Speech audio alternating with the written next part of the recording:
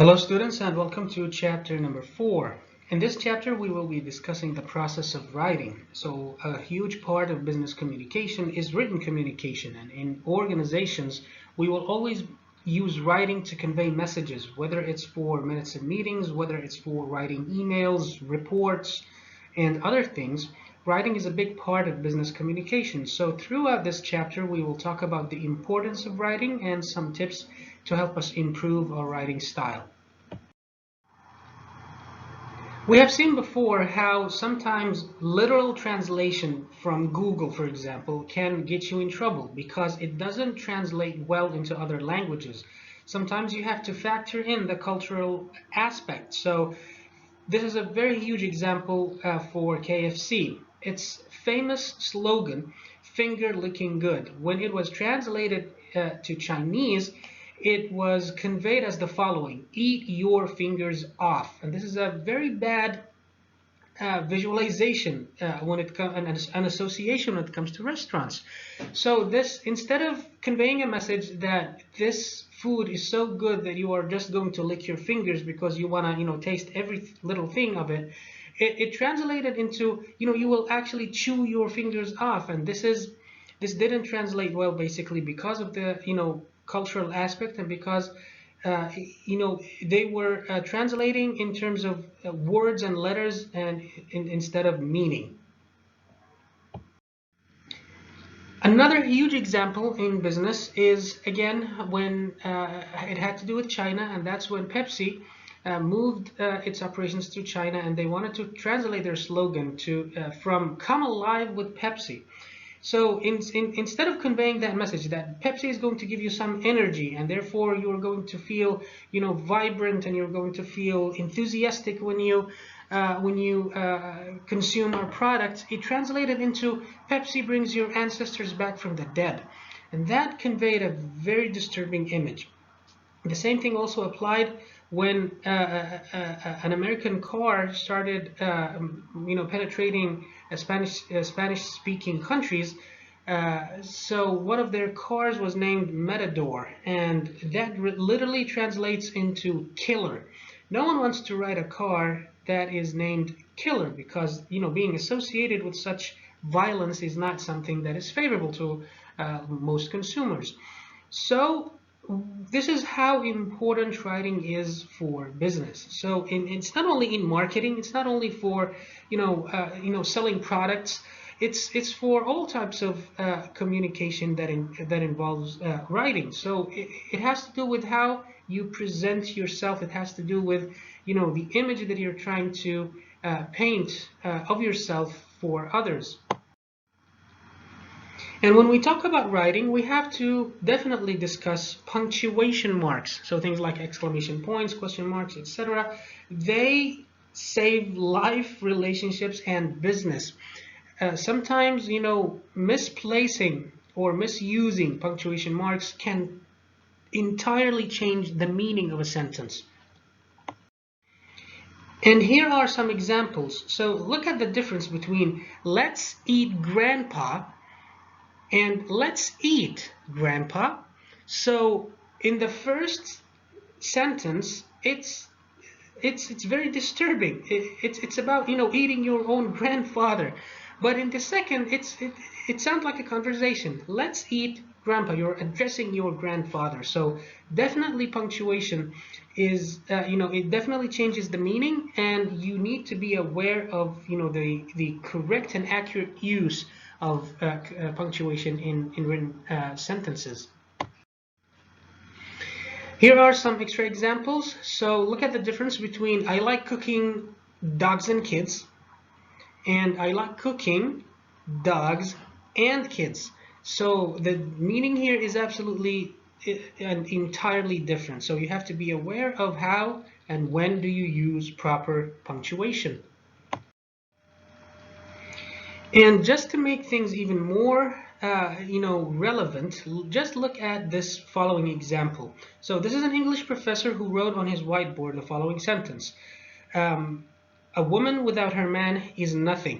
So the male students in the class, when they were asked to use punctuation for the sentence, they used it in the manner that you see. And so the meaning of the sentence became that without a man, a woman is nothing, has no value. But when the females were given the turn, they used punctuation in a different way, and it totally changed the meaning. So a woman, without her, man is nothing. So without a woman, man is nothing and has no value. So it's exactly the same words. The words did not change. The ordering of the word did not change. It's only the use of punctuation, and it totally conveyed contradicting messages. So this is how, punctuation is very important, and you have to be aware of its proper use. So keep in mind that bad writing is bad for business. It could convey vague messages and actually, conflicting messages about what you want to say, and therefore it could totally ruin all of the efforts that you have put forth to improve your communication and to reach out to your potential customers, clients, or even other business professionals.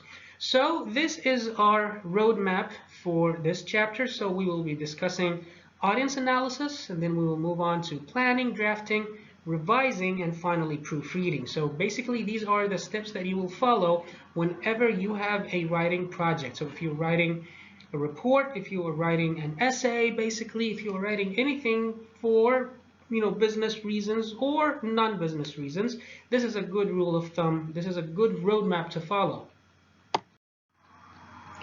So digging deeper into the writing process, we start with the audience analysis. And remember back in chapter number 1, we said that the communication process consists of a sender and a receiver. So in this case, the audience is basically your receivers.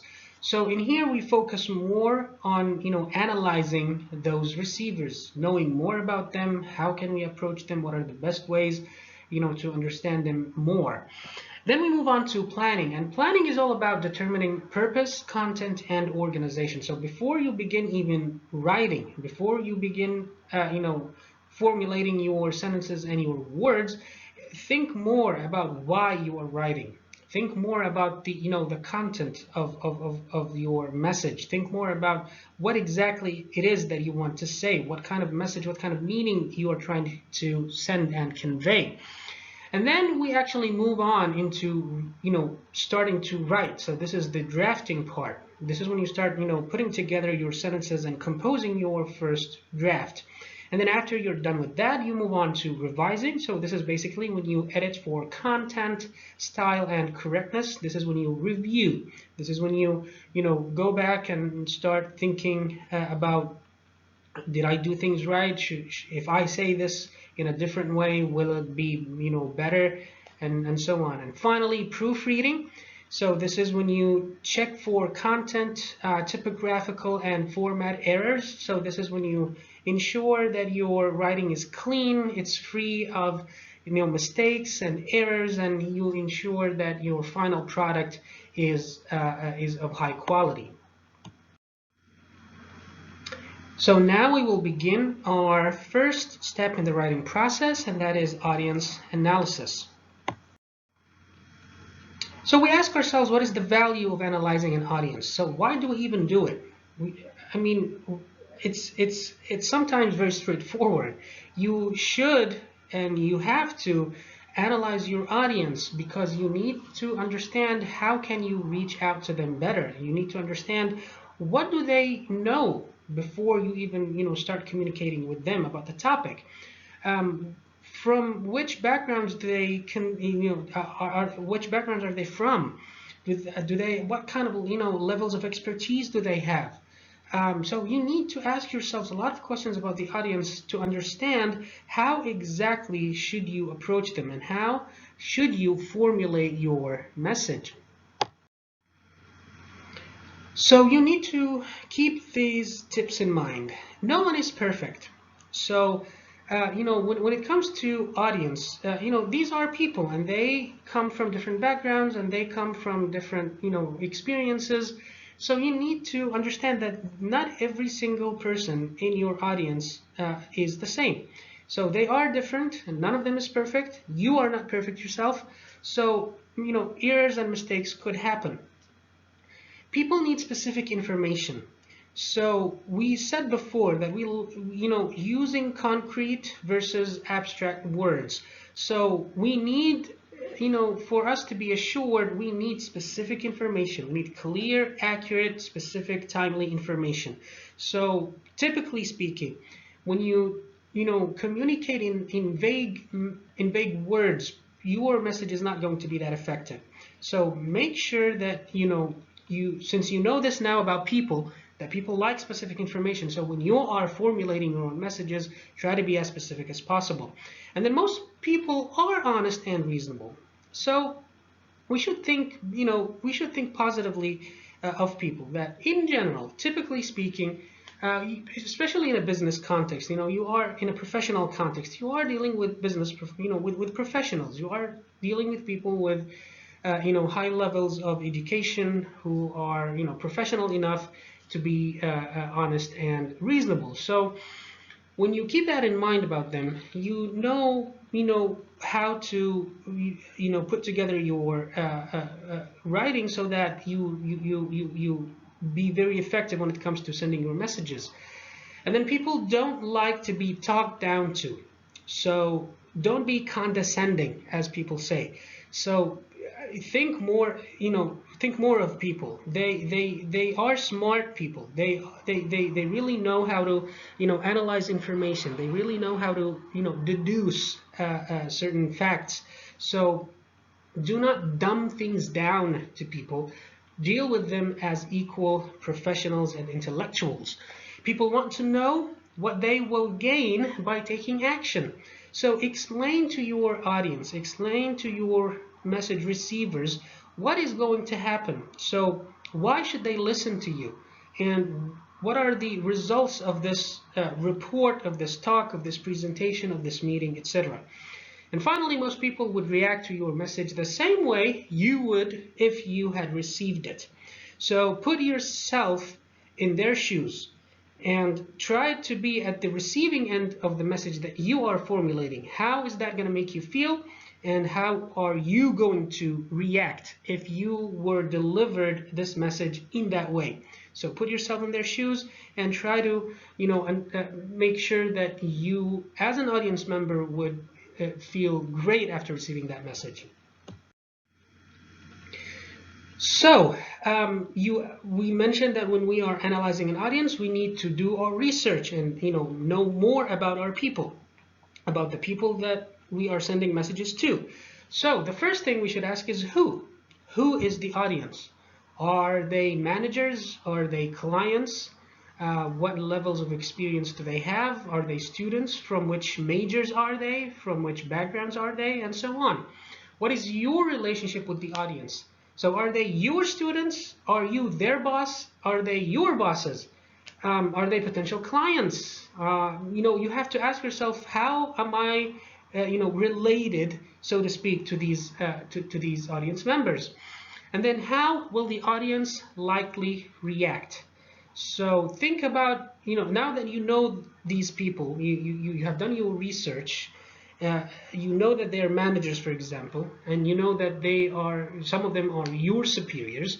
So now you can try to infer what is their reaction going to be. Then what does the audience already know? So you don't come to a presentation and speak to professionals who have 20 plus years of experience about basics, because they already know these things. So you don't have to waste your time and theirs by talking about very basic things. You could, move on to more advanced levels of information. And then what is unique about the audience? How are these particular groups of people different? What makes them unique? What makes them, stand out from others? Maybe these are all graduates of the same university. Maybe these are all people who have worked together for the past 10 years. Maybe they are all people with, engineering experience. So you need to try to, figure out what exactly, is different about them. So here is nicely done sample audience analysis. You can go through it and understand how is this done. So remember, it's all about understanding our audience. So you ask yourself all of those questions. Who are they? What is different about them?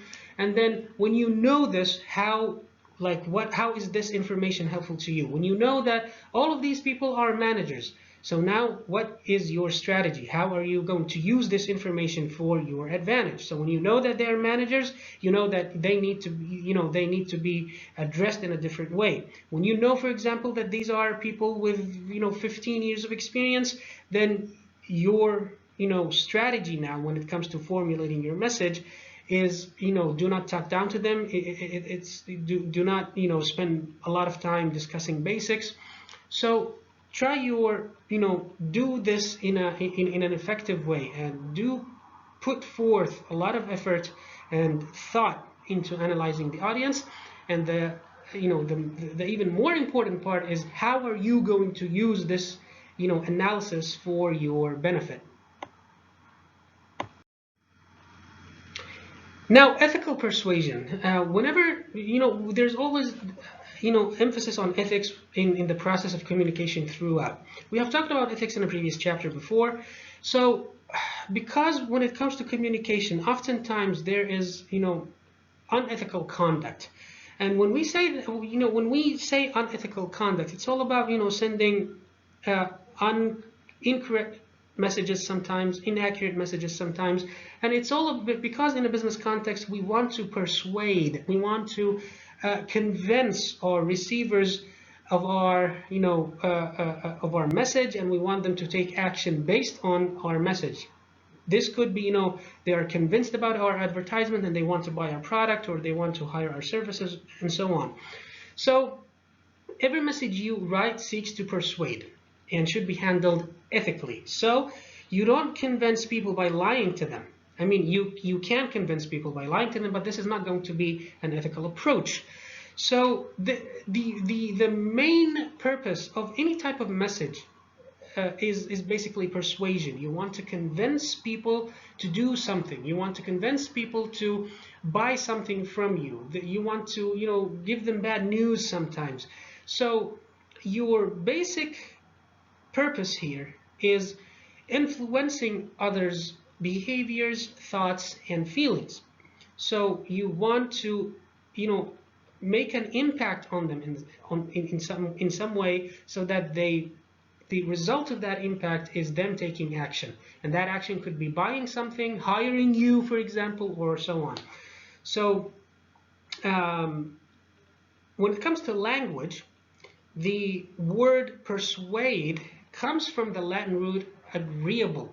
So when you know now the origin of the word, so it comes from agreeable. So when people agree with you, they believe you, and they agree with the content of the message that you're sending to them, and then they are basically persuaded and convinced. Now that we are done analyzing our audience, we move on into planning.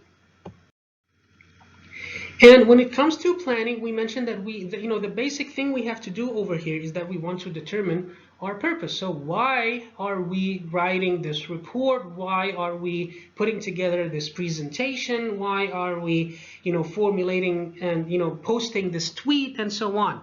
So we have to determine our objective, our purpose, our goal. Why are we doing this? For what reason? So we basically have, general purpose and specific objectives. So when it comes to general purpose statements, these are some of them mainly typical examples. So it could be to compliment the employee. So it's a general kind of goal. So my goal of for writing this letter or for writing this email is just to say that you did a good job. Okay, and another example could be to win the business. So basically, you want clients and customers to select your company. And then another purpose could be to help the customer to her satisfaction. So you want to provide some customer service, and you want to deliver a satisfactory type of service. And then we have specific objectives. So these are more kind of specialized. So look at the example here. So to have the employee feel good after the interaction with the customer and to understand what she handled the situation well. So in here, you want to be very specific. So instead of just, compliment the employee and telling her or him that good, you did a good job. No, you want to be very specific about the details. So not only you did a good job, you did a good job by doing this and that, and you want the employee to feel, good about themselves. And then another specific objective is to have the prospective client call us for an in-person meeting before June 30. So this is, more specific in comparison to the more general one by just winning the business. So winning a business can happen after 1 day, can happen after 30 days, can happen after 6 months. But in here, you are being very specific. Not only I want to convince you to hire my company, but I want to convince you to hire my company within the next couple of weeks. So that's how urgent this is to me. And based on this now, when you have that very specific objective in mind, now this should help you formulate your message in a more effective way. And then finally, so instead of just helping a customer, it's helping a customer in better form on her website and give her confidence to do this on her own in the future. So objectives can be very general, very kind of, broad, or they can be very specific and detailed. So, and going back to our assumption that people typically prefer specific information, and communication, especially written communication, can be more effective when you have very specific objectives in mind. You should always think about making your objective as specific as possible. So here is a nice use of a mind map to plan content. Experts always say that whenever you are working on a project, whether it's a writing project or otherwise, whenever you are, for example, even studying for a test, one of the most effective tools that you can use to understand exactly how things, connect to one another, and for even better recall, for better, remembering of things, a good tool to use is this mind map. So you basically have the main idea at the center, and then you have, branches coming out of it, and then from each and every smaller idea comes more details and so on. So at the center you have your purpose. So is it a general or a specific purpose? You have to write this down. Why am I writing this essay? Why am I, writing this tweet? Why am I putting together this presentation? So put together, write it down. This is my purpose. And then try to think of possible points. So why? Because 1, 2, 3, 4. I want to, I want the manager to like me. I want the client to, hire my services. And then from each and every one of those points comes out more details. So this is how this is how the writing comes together eventually. And now with the, organizing of the message. So you have done English composition 1 and 2, so you know what an outline is. So before you start, actually writing your paragraphs, you use that mind map, and then you move on into an outline. So basically you have your topic sentence, let's say, okay, your main purpose, and then you move on into your main ideas, and then the details of each and every idea. So it's basically like it's more of an, a hierarchy of your entire essay, of your entire writing piece. You have your main ideas, and then typically main ideas would presented in separate paragraphs, and then within each and every paragraph you have, detailed aspects that explain that main idea of yours. And here we have a direct approach in the introduction. So read this paragraph and try to identify the purpose, main points, and preview. So instead of being indirect, here the writer is being straightforward. So this is a direct approach in the introduction where basically they state the purpose of this interaction and what are they trying to achieve, what are their main points, their agenda, and what are they intending to basically present. So as you can see, so this is the purpose. This is what we are trying to achieve by attending this meeting or by presenting this idea. And here we have our main points. So basically, why it's not only why we are doing this, so that identifies our purpose, but how are we going to help you? If you hire us, how can we be of value to you? And then we have sort of like a preview. So basically, it's like your topic sentence.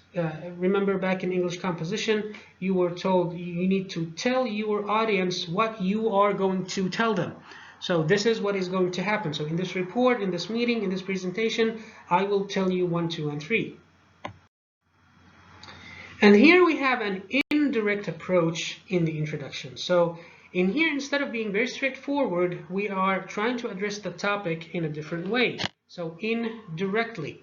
And of course, there are advantages and disadvantages to using each and every style. It depends on, again, on your audience. Do you think they would prefer a direct approach or an indirect one? It depends on your preference as well. So you need to, find the middle ground. So in here we have our purpose. So you would like to do something special for our major clients. So in here, this states our purpose.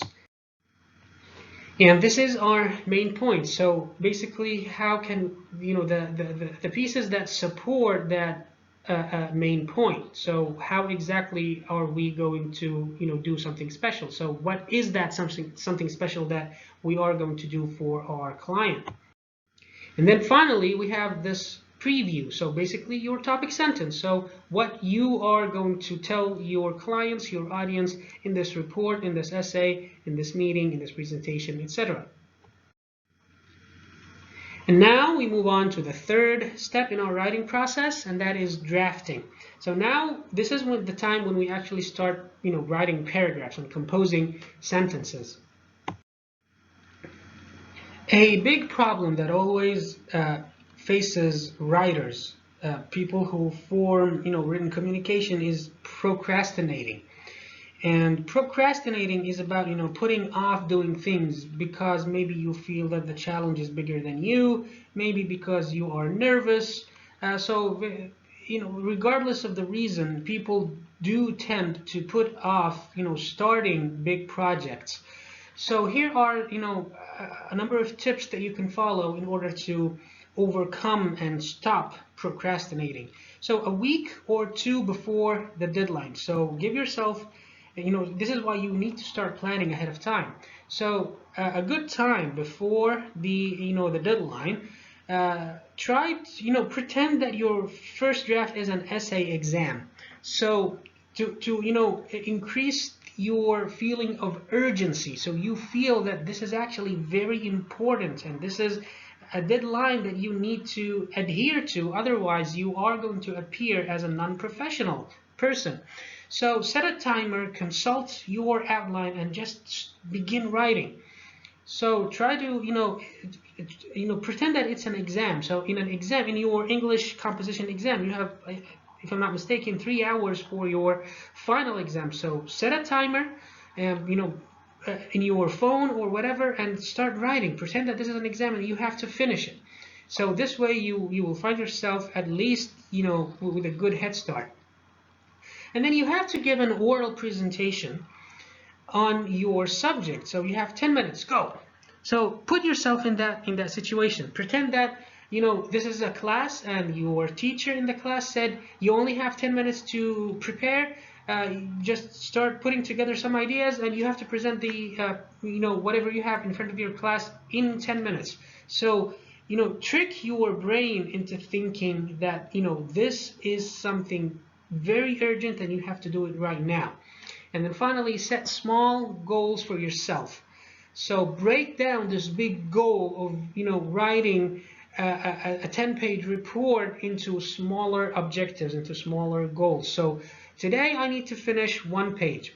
Then the next day I need to finish 3 paragraphs. So try breaking the big goal down into smaller objectives so that you get this sense of accomplishment, that each and every time you achieve one of them, you would feel more confident and you would feel more motivated to continue working.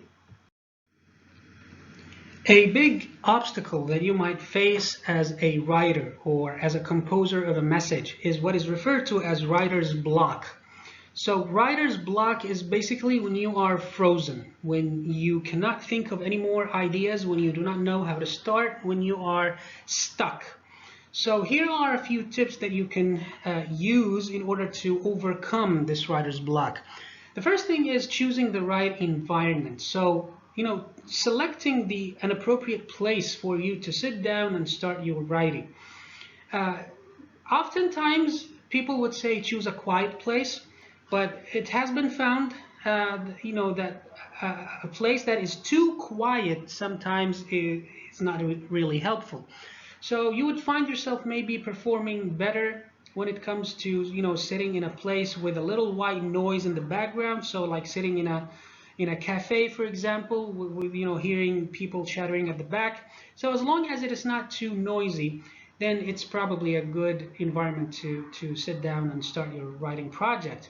You also have to have a good seating place. So you have to have a good chair, a good desk, nice lighting, you have your laptop or your writing pad or whatever. So make sure that you select an appropriate environment for you.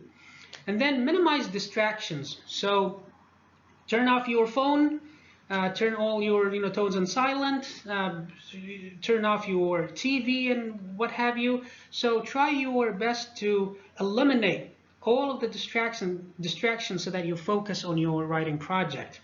Then schedule a reasonable block of time.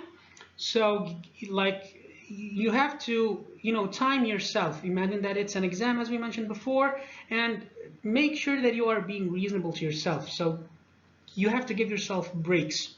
So for example, tell yourself that I will be working for 1 continuous hour, and then I'm going to take a break for 15 minutes, and then I'm going to come back again and get back to it. Then state your purpose in writing. This is why we always say write it down. So you have to have a statement why you are writing this. Why are you doing this presentation? Why are you writing this report or essay? And then write freely. Remember, this is only your first draft. So don't be too stingy when it comes to making sure that everything is correct now. You will have time to revise and proofread. So for now, just keep the ideas flowing. So just write whatever that comes to your mind. And also, it is helpful to think out loud. So instead of being just silent, again, sometimes too much quietness can be a little distracting and not really helpful. So it sometimes helps to state things out loud, just like when you are studying for an exam and you are trying to memorize a definition or something. How they say, experts say that it is helpful to say it out loud. So the same thing here also applies. Then avoid perfectionism. As we mentioned, this is only the first stage. So this is only your first draft. You will have time to proofread. So don't be too stuck on, making sure that, style is 100% perfect and correct, that, punctuation at this point is 100% perfect. Right now, it's all about volume. So make sure that you have as many sentences as possible. And then finally, write the easiest parts first. So you should have, by this time, you should have, put together your outline. So if there's a particular paragraph or if there's a particular part where you feel that, this part needs a little more research, then maybe leave it till the end and, work on the easier parts first. Again, it's all about sense of accomplishment. So once you are, done with those easier parts, you will feel more motivated and more confident. Since we are still discussing written communication, a big part of written communication in organizations is, of course, email messages. So you need to acquire and refine that, skill, writing emails. It differs a little bit from writing, essays and letters. You have to follow certain standards. So you have to go back to the company policy, or at least ask others. So what is the norm? In some organizations, you will have a nicely written manual that you will follow for, writing emails and such. But sometimes, or actually most of the times, these things are known through practice. So you will try to observe at first when you are a co-op student, or when you become an employee, hopefully after graduation. At the beginning, you try as much as possible to observe and see what is the norm. So how do people communicate? Do they focus more on formality? Are they about Mr. Khalid, Dr. Walid, or is it more about first names? So ensure that you are following company standards when it comes to salutations. So when you start your email, do they say hello? Do they say dear Mr. someone? Do they say something else? So ensure that you are following appropriate standards. Then use descriptive, attention-grabbing subject line. This is something that people often neglect. A subject line is very important because it will determine, how quick will I open your email and respond to it. So ensure that your subject line is descriptive enough and also attention grabbing. Again, you could fall into the trap of writing an extensively long subject line, and therefore people will just be too bored. So just try to keep it brief. Then do not copy the world. So in that CC part, carbon copy part, only copy people who have direct involvement in the matter that you are discussing in your email. Do not copy your entire department or the entire company. Make sure that only relevant people are involved. Then use BCC sparingly. So this is the blind carbon copy. So the blind carbon copy is when others will not know who is being copied on this email. Again, it's about the norm in the organization. It's about whether or not you feel that I need to keep someone updated about a certain topic, but I don't want others to know about it. This is why we say use it sparingly, so carefully. Keep emails short and skimmable. A good rule of thumb says that any email that is longer than 2 paragraphs maybe is not going, people are just not going to read it. So make sure that your emails are short and brief. If the matter itself is too extensive to discuss, then maybe an email is not the appropriate medium. Then maybe you should schedule a meeting to discuss this. No one will be interested in reading, a 5,000 word email. So make sure that emails are used for what they are intended. They are intended for brief, quick interactions. Then check your tone. So the style and the tone of the words that you are using in your email. Instead of saying things like "deliver this project now," try to be more polite, more respectful, kind. Use words like "please" and "thank you" and so on. Then provide context. So let others know, like, how does this fall into other matters, and what is the relation and the connection between the issue that you are discussing in the email and other things, so that they basically provide enough background information so that people understand what is going on. And then finally, follow company standards for the closing and signature line. Again, if there are written manuals about this, then your job is easier. Otherwise, try to see how others in the company do this. So how do they end an email? Do they say best regards? Do they say thank you? And then what do they include in their email signature? Do they have their name, their job title, the logo of the company, their telephone extension, whatever? So try your best to see how does the company do this, and just basically comply with it. So here is a sample email. All of your emails, whenever you are writing for professional purposes, they should look like, something like this. It has a good greeting and salutation. So here it starts with Kathy. So the person writing this email is probably just following the norms and the standards in her organization. In your company, in your future company, maybe the norm is different. Maybe it is more formal. So you would have to write Dear Kathy, or Dear Ms. Kathy, or Dear Engineer Kathy. So just make sure that you're following the norm. So the first thing here is that we have a good greeting or salutation. And then we have a body, so it is brief, it's to the point. And then we have a closing note, so thanks. And then we have the signature, and the signature is complete with information, the name, the job title, the contact information, and so on. So whenever you write to your teachers here in the college, or when you are a co-op student and you write to your supervisors, or when you become an employee, this is how all of your emails should look like. But I should also add that you should have, a good subject line, a brief and to the point subject line. Okay, so ensure that you follow these simple guidelines.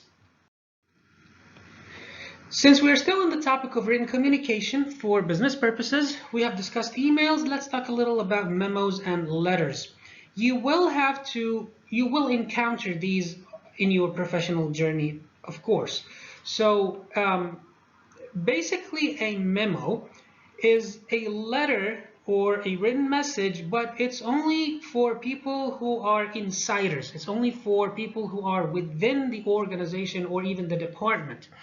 So it's a piece of communication that is intended only to be distributed to internal employees.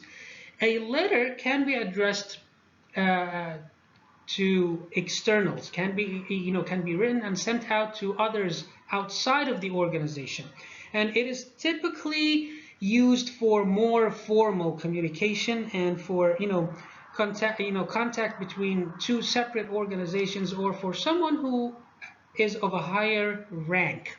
So you would write a letter to a CEO, you would write a letter to a minister, for example. So this is something that you have to be aware of, how to write memos and how to compose letters. And again, your company, your organization might have a ready template that you can use to write letters and memos. They already have their own templates, their own even fonts and colors that you have to comply with. Not only that, but there's something called a letterhead. What is a letterhead? It's that official company paper that has its logos and its contact information and so on.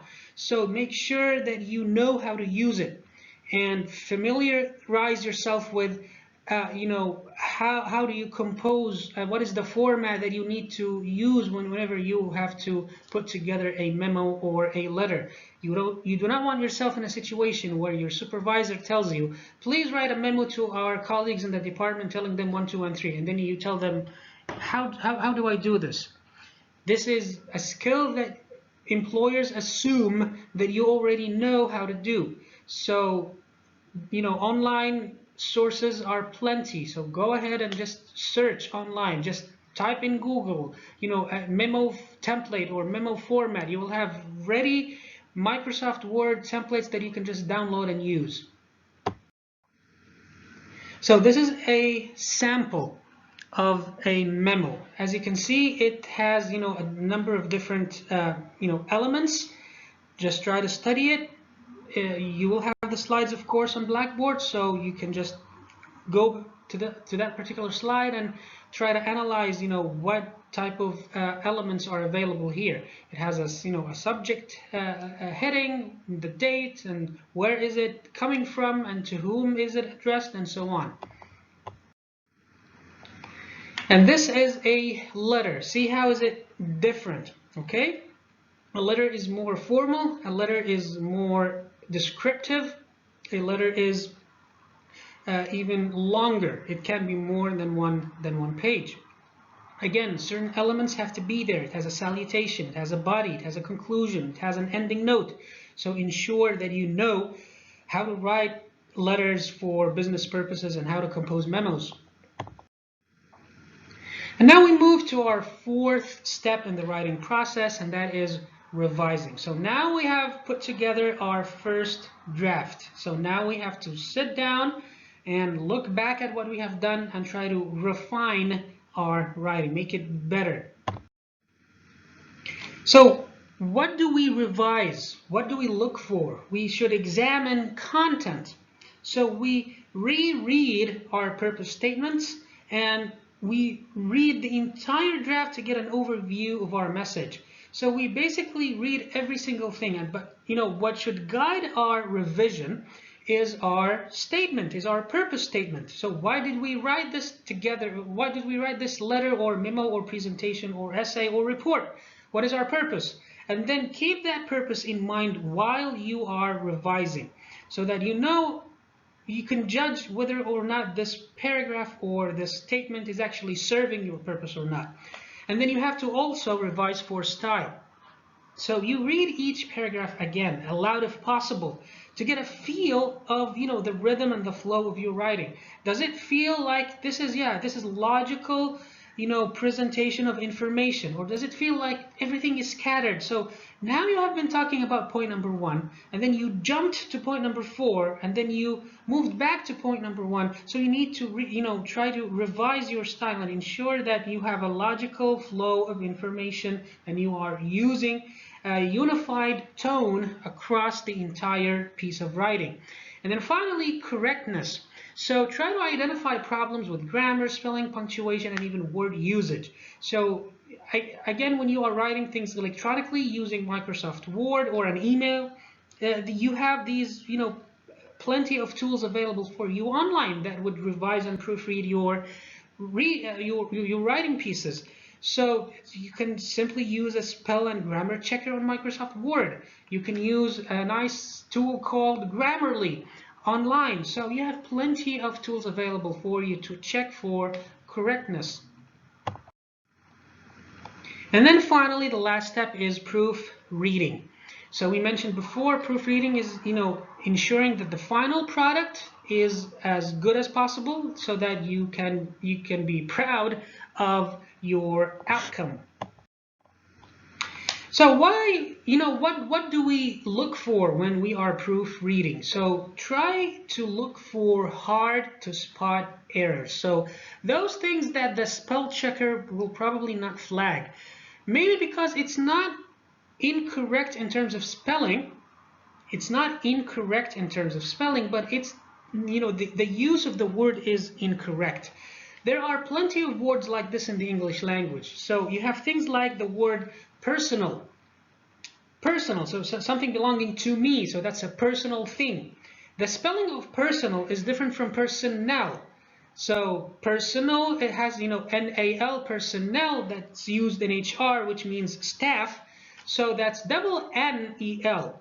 So if you use personnel instead of personal in your writing, the spell checker is not going to tell you that this is wrong, because technically speaking, the word itself has no errors in spelling, but you are using the incorrect word in this particular position. So ensure that you read for detail. Ensure that you are not using incorrect words. And then look also for repeated or omitted words. Sometimes you forget to write smaller things like to or a or an. So again, the spell checker is probably not going to flag it, even though more modern ones, especially non-free spell checkers and proofreading services, can definitely flag those ones.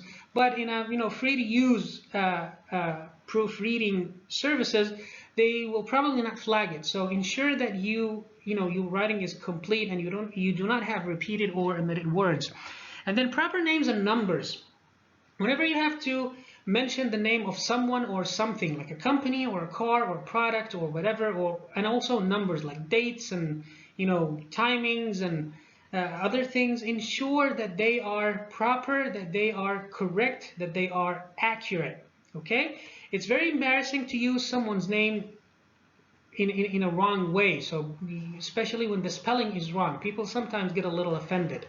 And then finally, titles and headings. Ensure that they are effective, ensure that they do not have any spelling or grammar mistakes, and so on. Then, proper use of capitalization and what have you. So in order to be even more thorough, it is advised that you proofread in print, meaning even if you are writing an email, if it is especially, important email, then it is advised that you print it out, take a hard copy of it, and then read it. And sometimes reading things in print can help you catch more errors. And then this is kind of a weird advice: print on yellow or pink paper, not our regular plain white paper. Why? Because sometimes you would unintentionally use different font colors which will not appear in a white in a white plain paper. So using different color paper can sometimes help you flag such and catch such mistakes in fonts. Then wait a few hours or overnight if you can. If it is not very urgent, if there isn't a deadline that you need to comply with immediately, then give yourself some. Do not send it right now. If you can send it tomorrow, then send it tomorrow. Maybe you'll think of something else. Maybe you will change. And then use a ruler to guide and slow down your eyes, especially if it's a particularly long piece of writing, in order to help you. And I have found this to be especially relevant when reading, electronically. It sometimes gets a little confusing when you jump from line to line. So try to use some sort of tool. And again, electronically, there are plenty of tools that you can use that will help you with that, to ensure that you are writing, line by line and not jumping and skipping some of those parts. And finally, read backwards one sentence at a time. So you don't only just read from the beginning to the end, just read also backwards from the end to the top. It could help you, reach some, it could help you catch some mistakes and make sure that your writing is absolutely, effective. So here are a few examples of, some sentences, and you have to, read for those errors that are particularly hard to spot. So they're too busy with their report to be there for the hearing. Technically speaking, there aren't any spelling mistakes. So therefore, Microsoft Word is probably not going to, flag them. However, I know that the new version of Microsoft Word is, of course, very advanced, and it will catch these errors.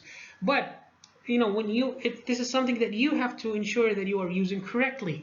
Make sure that you know the difference in spelling between there, they are, and, all of the other varieties of there.